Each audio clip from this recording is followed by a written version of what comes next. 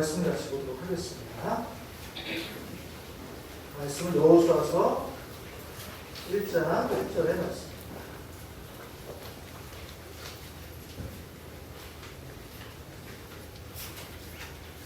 여호수아서 1장 1절 다 같이 한 목소리로 공독하겠습니다. 시작.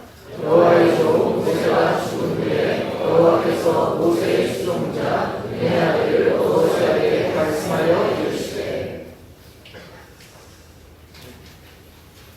오늘은 여호수아서에 대한 개론적인 이야기를 쭉 말씀드리려고 하는데, 제가 1부 때, 2부 때 이렇게 말씀을 쭉 드리니까 성도님들이 무슨 공부하는 것 같아서 많이 힘들어 하시더라고요.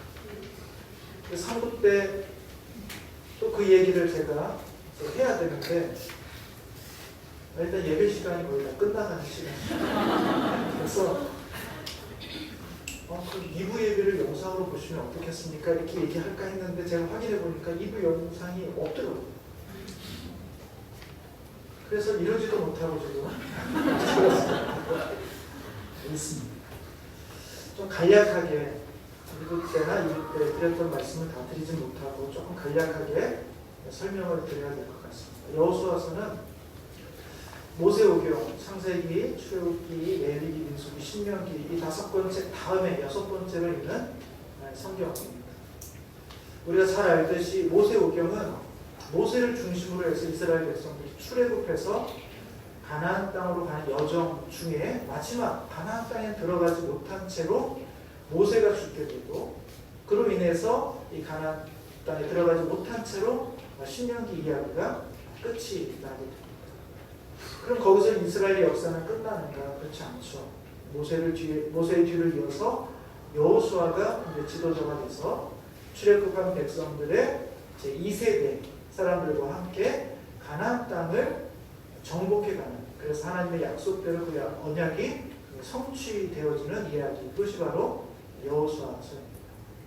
1장부터 24장까지 있는데 크게 이제 네 부분으로 나누면, 첫 번째는 전쟁을 위한 준비 작업이 앞부분에 이렇게 길게 나오죠. 그리고 실제로 전쟁을 치르는 이야기가 나오고, 전쟁을 치른 그 땅을 어떻게 지파별로 분할할 것인가, 땅을 나누는 이야기. 맨 마지막에는 이제 모든 정복이 다 끝나고 나서 어떻게 우리가 다시 하나님 앞에 우리의 신앙을 결심할 것인가 하는 마지막 결심 장면으로서 여호수아서가 마무리되고 있어요. 이제 여호수아서를 쭉 하나씩 쭉 볼 텐데, 좀 먼저 이 여호수아서를 이해하기 위해서 몇 가지 조금 이슈에 대한 이해를 가질 필요가 있습니다. 첫 번째는 과연 이 여호수아서가 실제로 역사인가? 어떤 사람은 역사라고, 저희 같은 사람들은 역사를 믿지만 또 어떤 분들은 그건 역사가 아니다 라고 이야기하는 분들도 있기 때문에, 물론 그런 논쟁들이 무엇을 믿느냐에 따라 좀 달라지겠습니다만, 저희들은 이 여호수아서가 하나님의 말씀이고 동시에 실제로 일어난 역사라는 사실을 믿습니다. 그러면 이 역사는 도대체 어느 시점에 일어나게 되는가라는 것에 대한 관심을 갖게 되는 것이죠. 의견이 여러 가지 있습니다만, 여호수아서를 아무리 이렇게 돌려봐도 이게 역사적으로 어떤 시점에 일어났다라는 힌트를 주는 내용이 없어요. 그래서 학자들은 여호수아가 일어난 그 시점을 찾기 위해서 출애굽한 시점이 어딘가를 찾기 시작합니다. 왜냐하면 출애굽한 시점을 정확히 알면 그 시점으로부터 40년 광야 시간이 끝나고 나서 가나안 땅에 들어간 거니까, 이 출애굽한 시점만 알면 더하기 40년 지나고 나서 가나안 정복 시대, 이렇게 이제 판단할 수 있게 되는 것이죠. 그리고 성경에 보면 이 출애굽 시기와 관련된 역사적 증언들이 좀 나와 있다. 그래서 이제 그것을 중심으로 출애굽 시점을 잡습니다. 첫 번째로 보는 것이 이제 열왕기상 6장 1절인데, 혹시 본문이 좀 나가나요? 갈 길은 뭔데? 같이 한번 읽어보도록 하겠습니다. 시작. 이스라엘 자손이 요르단에서 나온 지 480년이요 솔로몬이 이스라엘 왕이 된 지 4년 19월 곧 둘째 달에 솔로몬이 여호와를 위하여 성전 건축하기를 시작하였더라. 여기 보면 솔로몬이 성전을 건축한 시점으로부터 480년 전에 출애굽했다 이렇게 나옵니다. 그럼 솔로몬이 성전을 건축한 시점은 역사적으로 좀 정확하게 알고 있습니다. 그것은 대략 주전 966년경이다 이렇게 봐요. 그러니까 거기다가 480년 전이니까 480을 더하면 몇이 됩니까? 주전 1446년이 이렇게 나오게 돼요. 그래서 출애굽 시점을 주전 15세기라고 보는 그런 분들이 있어요. 그럼 왜냐하면 성경이 그렇게 나와 있으니까. 거기다가 40년을 빼면 1400년 즈음에서 가나안 정복이 시작됐다 이렇게 보기도 하는 것이죠. 또 하나의 성경적 증거는 이제 사사기 11장 6절에 있는 말씀인데, 이 말씀은 이제 사사시에 입다라는 사사가 있는데, 이 사사가 암몬 족속이 요단 동편 땅을 자꾸 침범하려고 하니까 사사가 가서 그 암몬 족속들에게 이야기합니다. 이 땅에는 우리가 300년 전부터 여기 살고 있었는데 너희들이 그때까지 너희들의 땅이라고 얘기한 적이 없지 않냐 라고 이야기하는 그런 장면입니다. 보시면 이스라엘이 헤스본과 그 마을들과 아로엘과 그 마을들과 아르논 가까이 있는 모든 성읍에 거주한 지 300년을 그동안에 너희가 어찌하여 도로 찾지 아니하였느냐 라고 이야기하면서 이 땅에 정착한 시점이 입다의 시점으로 해서 300년 전이라 이렇게 말하고 있는 거죠. 그래서 입다가 언제 활동했는가? 사사기 후기 시대에도 활동한 사람인데 주전은 1100년으로 보고 있습니다.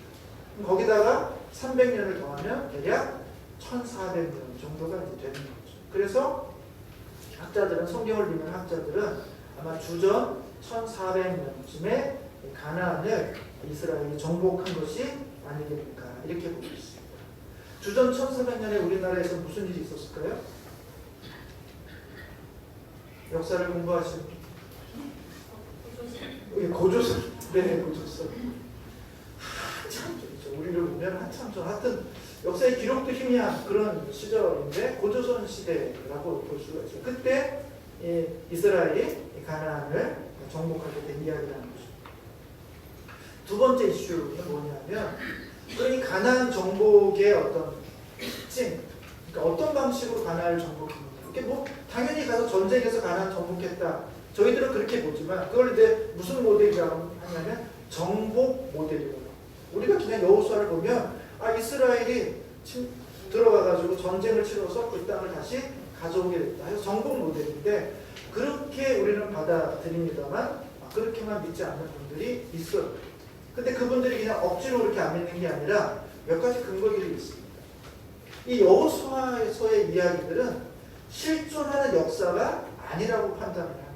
왜 그렇게 생각하냐면 여호수아서를 보면 분명히 이스라엘 백성들이 들어가서 전쟁에서 이겨서 그 땅을 점령해서 모든 전쟁이 끝났고 그 땅에 평화가 왔고 안식이 왔다 이렇게 여호수아에 기록되어 있는데, 사실은 여호수아가 끝나고 나서, 그러니까 여호수아가 죽고 나서 그 다음 세대인 사사기를 보면 좀 달라요. 사사기에는 여전히 그 12개의 지파들이 여전히 아직 정복되지 않는 땅을 얻기 위해서 블레셋 사람들과 가나안 사람들과 여전히 전쟁하고 있는 기록들을 계속해서 보여주고 있다는 것이죠. 아니 여호수아서는 분명히 정복이 다 끝났다라고 얘기해놓고 왜 사사기에는 여전히 정복이 남아있는 것처럼 그런 끊임없는 전투가 있는가. 그래서 학자들은 어떤 것이 더 역사적으로 사실이냐라고 이야기할 때 사사기가 사실 역사의 실제에 가깝고 이 여호수아는 사실은 조금 신화적인, 뭔가 그 종교적인 색채가 아주 강하게 들어간 그런 약간은 호구적인 그런 내용이다 이렇게 보는 분들이 있는 거예요. 이분들이 주장하는 내용은 뭐냐면 평화로운 침투 모델이라는 거예요. 이렇게 대놓고 적과 아군으로 처음부터 싸워서 밀고 들어간 게 아니라 사실은 광야에 있는 그 목축을 하는 사람들이 슬금슬금 이 가나안 땅으로 들어왔다는 거예요.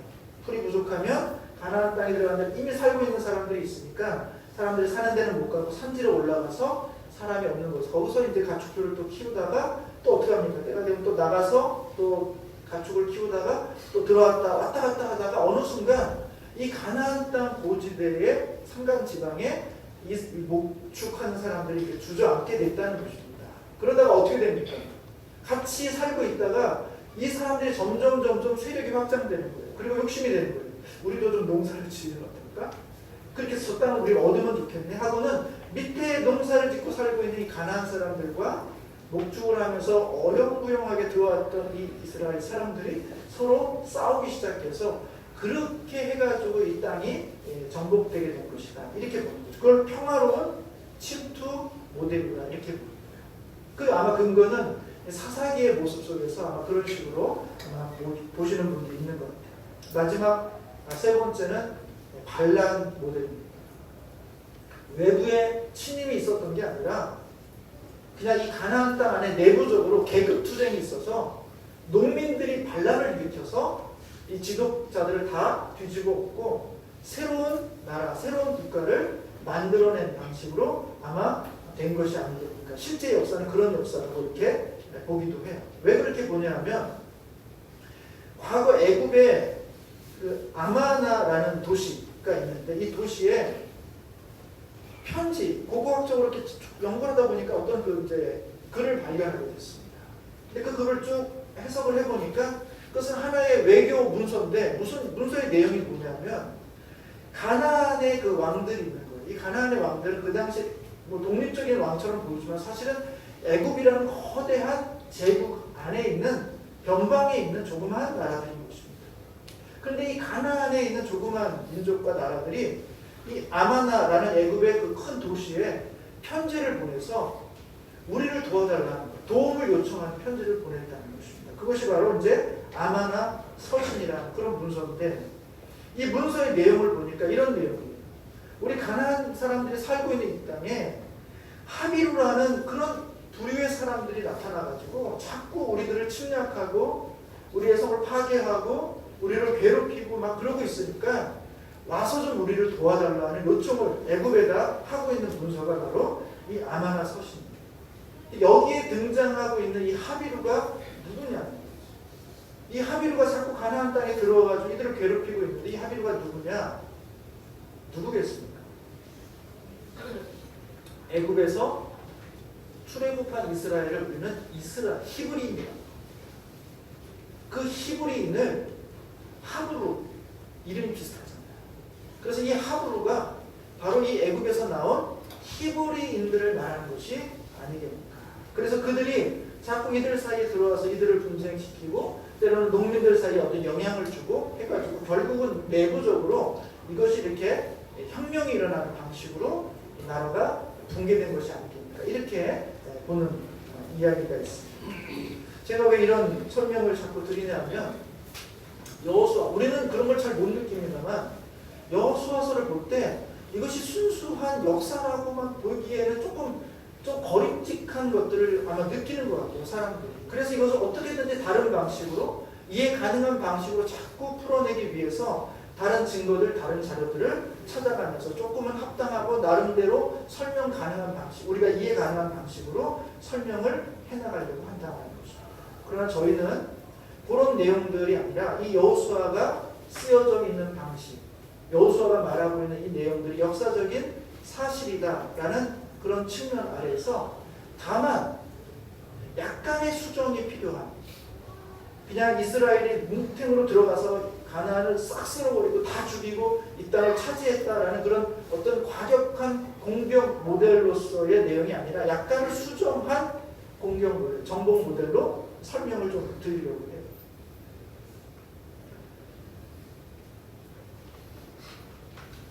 시간을 보는 순간 제가 갑자기 가슴이 네, 이것도 조금 간단하게 드리겠습니다. 하나만 조금 찾아볼게요. 그러니까 여호수아의 역사 기술 방식이 우리가 생각하는 역사 기술하고는 조금 다르다는 겁니다. 역사가 아니라는 얘기가 아니라 우리가 생각하는 역사 기술하는 방식하고 이 방식이 조금 다르다는 거예요. 여호수아서 11장 앞에 이제 뭐 자막으로도 나갈 것 같습니다만 11장 23절을 한번 읽어보도록 하겠습니다. 시작. 이와 같이 여호수아가 여호와께서 모세에게 말씀하신 대로 그 온 땅을 점령하여 이스라엘 지파의 군대에 따라 기업으로 주매 그 땅에 전쟁이 있었다. 전쟁이 다 끝난 걸로 되어 있습니다. 11장 13, 23절에. 근데 13장에 가보면 조금 다른 표현이 있어요. 13장 1절을 한번 가보도록 하겠습니다. 13장 1절 시작. 여호수아가 나이가 많아 늙음에 여호와께서 그에게 이르시되 너는 나이가 많아 늙었고 얻을 땅이 매우 많이 남아있도다. 이렇게 보면 아직도 얻을 땅이 매우 많이 남아있다 이렇게 표현하고 있어요. 앞에는 모든 땅을 다 정복해서 전쟁이 끝났다라고 이야기하고 있는데 뒤에는 아직도 얻을 땅이 많이 남아있다 이렇게 이야기를 하고 있는 거죠. 그리고 실제로 사사기에 가보면 1장과 2장과 3장에 가보면 그 사사시대에 아직 지파별로 정복되지 못한 전쟁들을 치르느라고 사람들이 전쟁하는 모습들을 계속 보여줘요. 그리고 그 전쟁에 완전히 또 성공적으로 이루지 못해서 그 가나안 사람들과 함께 공존하게 되는 그런 이스라엘. 그래서 사사시대에 어려움들을 겪게 되는 그 모습을 사사기에 보여주고 있습니다. 그럼 이 가나안 땅은 정복을 한 것인가 아니면 정복을 하지 못한 것인가 라는 질문들을 가지게 되는 거죠. 제가 로마서에서 설교를 드렸을 때 우리의 구원을 어떻게 설명하고 있느냐. 성경 우리의 구원은 이미 예수 그리스도로 말미암아서 의롭다 되었다라고 말합니다. 과거형으로 이야기해요. 그러나 이제는 너희가 구원을 받을 것이다 이렇게 또 얘기해요. 그러니까 구원을 받았다라고 이야기하면서 동시에 그 구원이 아직도 남아있다라고 설명한다는 거죠. 마치 그런 것처럼 이 가나안 땅을 하나님께서 전쟁으로 이기게 하셨다라는 말씀을 주시면서 동시에 아직도 정복해야 될 땅이 남아있다라는 방식으로 이 여호수아서가 쓰여져 있다는 것입니다. 그러니까 여호수아서는 단순히 우리에게 주어진 사실을 그냥 우리가 보는 요즘으로 말하는 그런 역사적인 사실을 기술하는 방식이 아니라 믿음과 신앙의 관점으로 그 다음에 어떤 선지자적인 관점으로 이 여호수아서를 쭉 써내려가고 있다는 것입니다. 그런 측면에서 사사기와 이 여호수아서는 기록하는 방식이나 목적이 다르다는 것입니다. 이 여호수아서를 읽을 때 그런 측면에서 우리가 그런 관점으로 신앙적인 측면에서 종교적인 관점에서 여호수아서를 봐야 된답니다. 실제로 여호수아서에서 중요한 논리가 뭐냐면 하나님께서 이 백성을 진멸하라는 것입니다. 신명기 7장에 나오는 말씀인데 너희가 그 땅에 들어가면 한 명도 남기지 말고 다 죽이라는 거예요. 성을 다 불태우라는 것입니다. 그래서 그대로 이 여호수아서는 진행할 때 그런 진멸의 모습들이 있는데 놀라운 거는 모든 성을 다 진멸하지 않았다는 것입니다. 여호수아서를 읽어보면 대표적으로 여리고와 아이성과 하솔성 이 세 성만 그렇게 진멸을 하고 나머지 성들은 그렇게 하지 않았다는 거예요. 여호수아서 곳곳에 그런 표현들이 남아있습니다. 여전히 성벽이 남아있고 성들이 무너지지 않았고 무너지지 않은 그 성들에 너희가 지금 거주하고 있다는 표현들이 남아있어요. 말씀은 하나님께서 그렇게 주셨지만 실제로 이 여호수아와 함께 정복할 때 그 문자 그대로 그들이 행동하지 않았다는 것입니다. 그것은 다른 말로 하면 하나님의 의도가 정확히 그게 아니었을 수도 있다는 거예요. 여호수아서를 보면 처음에 나타나는 장면이 뭐냐면 라합입니다. 여리고 성의 그 기생 라합을 만나는데 이 사람은 여리고 사람이거든요. 그러면 어떻게 됩니까? 그 진멸의 법에 따라서 죽여야 돼요. 그런데 여호수아서에 처음에 등장하고 있는 이 기생 라합은 죽이지 않습니다. 그리고 나중에 끝까지 그 생명을 보존해줘요. 더 나아가서 그의 가족들도 보존해줍니다. 진멸의 법이 있는데 그 진멸대로 행하지 않는 거예요. 나중에 이 라합이 어떻게 되는지 아십니까? 이스라엘 사람과 결혼해서 결국 아이를 낳게 되는데 그 아이가 보아스. 보아스가 누굽니까? 룻의 남편입니다. 그 사이에 통해서 누가 태어나요? 이새가 태어나고 다윗이 태어나고 그 다음에 예수 그리스도가 태어나게 됩니다. 하나님께서 진멸하라고 하셨는데 이스라엘 백성들은 그 라합이라는 여인을 진멸시키지 않습니다. 그러니까 그 진멸의 법이 문자 그대로 적용되도록 그 사람들이 행동하지 않는다는 거예요. 그리고 또 한 가지 여호수아서 9장에 가보면 기브온 사람들이 나와요.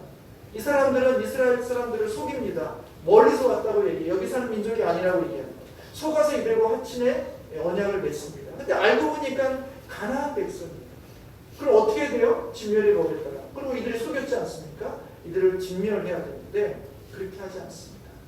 언약을 맺은 것, 이들이 하나님의 편으로 돌아온 것을 받아들이고 그 언약을 지켜줘요.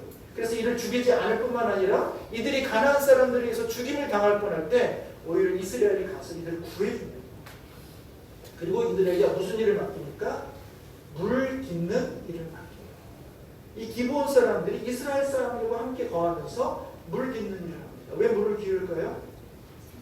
성전에 보면요, 성전의 좌우에 물두멍이 있습니다. 엄청난 크기의 물을 담아놓은 물두멍이 있고 성전 입구 쪽에 높바다가 바다라고 표현할 정도로 엄청나게 많은 양의 물을 담아놓는 놋이 있어요.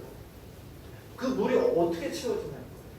그 물이 있을 때 그 물로 제사장들이 정결하게 하고 제사를 드리고 제물로 이렇게 막 피가 튀고 막 이러는 걸 닦고 하는 그런 물들인데 이 물들이 어디서 왔냐는 거예요. 무슨 수도가 연결돼가지고 꼭지를 틀면 쿨쿨 나오는 게 아닙니다. 그 물을 나르는 사람들은 바로 이 기브온 사람들입니다. 기브온 사람들입니다. 이들이 물을 계속해서 날라줌으로 성전의 제사가 계속해서 온전하게 이루어질 수 있는 역할들을 했다. 제가 이런 말씀 드린 이유는 하나님은 진멸의 말씀을 주셨지만 이스라엘은 그 진멸의 명령을 완전하게 문자 그대로 받아들이지 않았어요. 오히려 그 의도가 무엇인지를 살펴본 겁니다. 진멸의 뜻은 뭐냐면 왜 하나님께서 그들을 신명기 7장에 진멸하게 하십니까? 그들의 여자아이들과 그들의 남자아이들과 통혼하게 될 때 그들로부터 이방의 신들이 들어오게 되는 것이고 그럴 땐 가치관들이 들어오게 되는 것으로 그것으로 인해서 너희가 범죄하게 되고 그 죄로 말미암아 내가 내 백성을 진멸하게 될 것을 두려워해서 너희들은 절대로 그들을 남겨두면 안 된다는 것입니다. 그게 하나님께서 진멸하도록 하시는 법의 근원적인 내용입니다. 라합은 어떤 것입니까? 이방 여인이었지만 그는 하나님께로 돌아온 여인이었어요. 하나님을 믿고 하나님을 의지한 여인이었어요. 그러니까 그를 받아들일 수 있는 것입니다. 기브온은 어떤 사람이었습니까? 가나안 족속이었지만 그는 이미 하나님 앞에 돌아오기로 작정한 민족이었어요. 그래서 그들을 받아들이고 그들도 이스라엘 가운데 함께 살 수 있도록 허용해 줬다라는 것입니다. 그러니까 우리가 여호수아서를 보면 우리가 이전에 알던 하나님하고 너무 다른 것 같아요. 왜? 너무 잔인해 보여요. 모든 것을 다 죽이려고 하고 모든 것을 다 불태우려고 하니까 너무 잔인해 보여요. 그래서 아마 사람들이 이 여호수아서를 그냥 그대로 받아들이게 되는 하나님이 내가 아는 하나님, 내가 아는 예수님은 그런 분이 아닌데 이 여호수아서에 나오는 하나님은 너무나 잔인하고 무서운 하나님이어서 내가 알고 있는 하나님과 이게 매칭이 안 돼요. 아마 그래서 사람들은 자꾸 여호수아서를 다른 방식으로 풀려고 하는지 모르겠어요. 그렇지 않습니다. 여호수아서에 있는 내용의 말씀은 하나님께서 그들을 진멸하시되 실제로 모두를 다 진멸하기보다는 오히려 이 땅은 하나님의 땅이다. 이 땅은 나의 거룩한 땅이다. 그리고 나의 거룩한 백성들에게 주어질 땅이다 라고 판단하시고 이 땅 가운데 하나님의 백성들이 거룩히 있도록 하기 위해서 마치 희생제물을 드려서 번제물로 모든 것을 태워 하나님 앞에 드리듯이 여리고와 아이와 하솔성을 대표적으로 그들께 진멸의 대상으로 삼아서 하나님 앞에 태워드림으로 이 땅이 거룩한 공간이다, 거룩한 땅이라는 사실을 오히려 알려주시는 종교적인 제의로서의 그런 진멸의 법이다라고 우리가 볼 수 있게 되는 것입니다. 한 가지 더는 창세기 15장 16절에 보면 이런 기록이 있습니다. 아브라함에게 하나님께서 말씀하시는데 네가 가나안 땅에서 나와서 4대 동안 다른 곳에 있을 거다. 그리고 가나안 땅으로 다시 돌아갈 텐데 그 전까지 못 돌아가는 이유는 이 가나안 땅에 살고 있는 아모리 족속의 죄가 아직 충만히 차지 않았기 때문이다. 이렇게 말해요.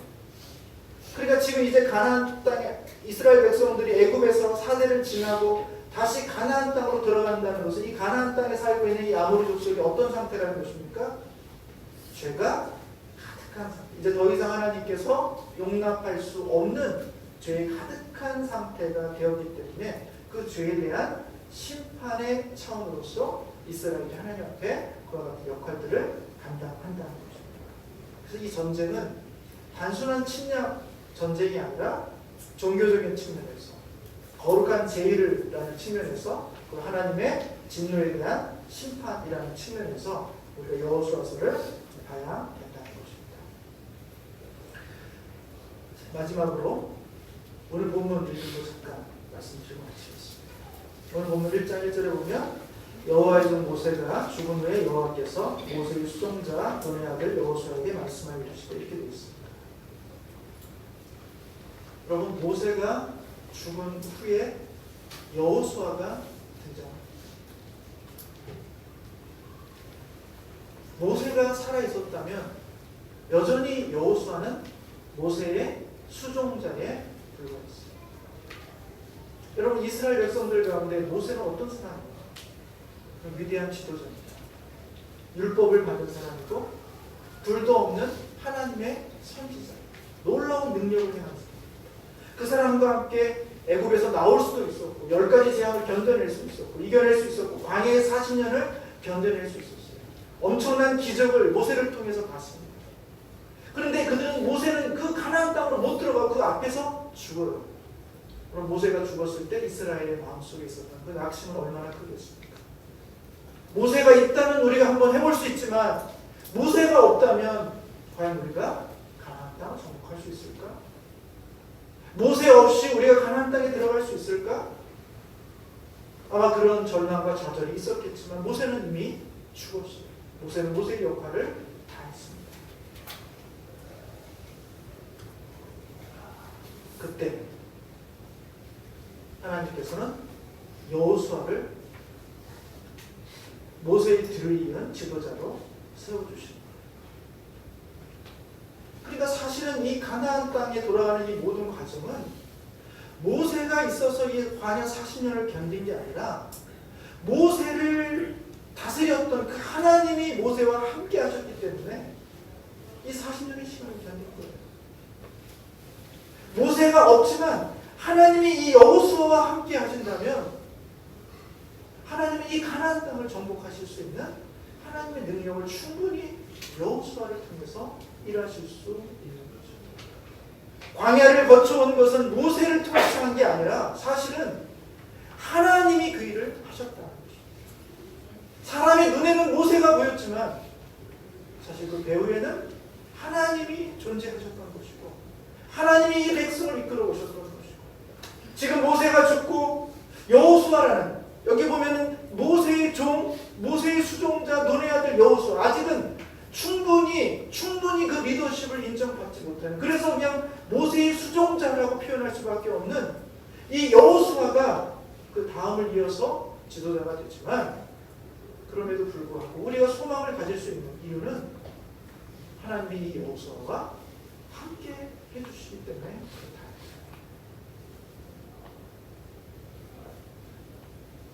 여러분, 모세는 하나님이 아닙니다.